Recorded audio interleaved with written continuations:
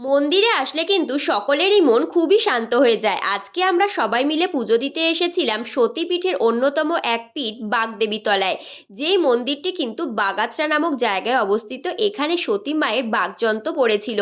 তোমরা যদি শান্তিপুর হয়ে আসো তাহলে আসতে খুবই সুবিধা হবে। প্রত্যেক বছর ফাল্গুন মাসে শনিবার আর মঙ্গলবার এই মন্দিরে ধুমধাম করে পুজো হয়। বছরের অন্যান্য দিনগুলো তুলনামূলক একটু কিন্তু ফাঁকা থাকে।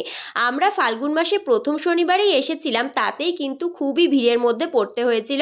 এখানে মহাদেবের এরকম পাথরের একটা মূর্তিও আছে, আর মন্দিরের ঠিক পিছন দিকে প্রচুর বড় করে মেলা বসে।